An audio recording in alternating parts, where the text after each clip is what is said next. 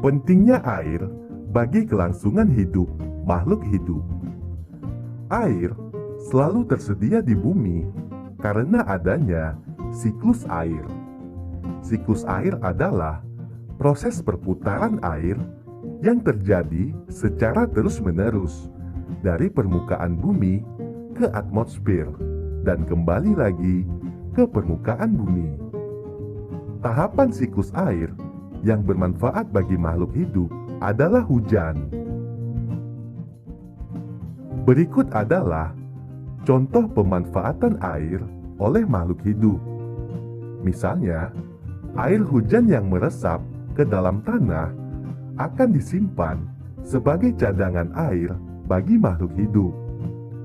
Kemudian, air mengalir dan memenuhi sungai-sungai dan danau yang berguna untuk aktivitas makhluk hidup. Manfaat air yang berikutnya, air di dalam tanah akan diserap oleh tumbuhan untuk proses fotosintesis. Kemudian, air menjaga kelembaban, suhu, dan iklim di bumi. Menjelaskan terjadinya siklus air. Tahapan siklus air terdiri atas 3. Tahap yang pertama yaitu tahap penguapan yang disebut dengan evaporasi. Tahapan yang kedua yaitu pengembunan atau disebut dengan kondensasi. Berikutnya, tahapan ketiga yaitu tahapan hujan atau presipitasi. Ayo perhatikan penjelasan siklus air berikut. Tahapan pertama dimulai dari evaporasi, yaitu air di permukaan bumi mengalami penguapan oleh panas. Kemudian, uap air akan menuju atmosfer. Uap air di atmosfer mengalami pengembunan, membentuk awan-awan. Proses ini disebut kondensasi. Selanjutnya, awan-awan yang semakin tebal mengandung banyak titik-titik air dan akhirnya saling bergesekan.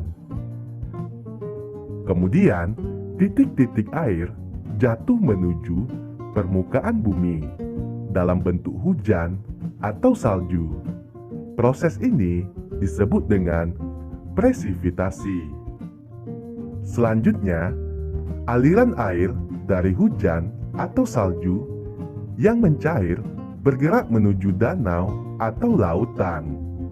Selanjutnya, proses siklus air akan terulang kembali. Menjelaskan keberadaan air di permukaan bumi. Di daratan, air hujan dapat langsung mengalir ke sungai atau danau, dan ada juga yang diserap oleh tanah. Proses penyerapan air ke dalam tanah dinamakan infiltrasi. Sungai merupakan sumber air yang banyak dimanfaatkan oleh makhluk hidup. Sungai terbentang dari hulu hingga hilir.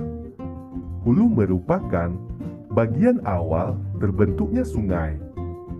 Hulu sungai berasal dari wilayah pegunungan. Bagian hulu biasanya memiliki mata air.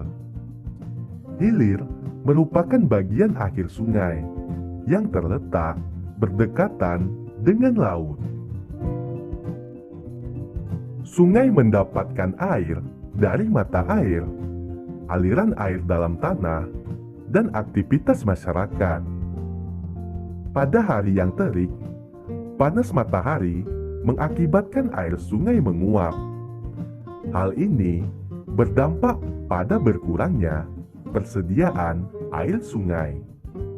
Terlebih saat musim kemarau, jumlah air yang menguap jauh lebih banyak sehingga mengakibatkan kekeringan. Oleh karena itu, kita harus menghemat persediaan air.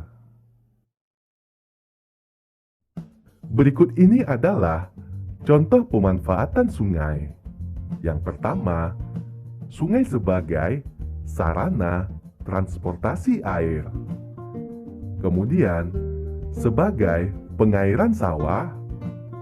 Selanjutnya, sebagai media tambak ikan dan udang.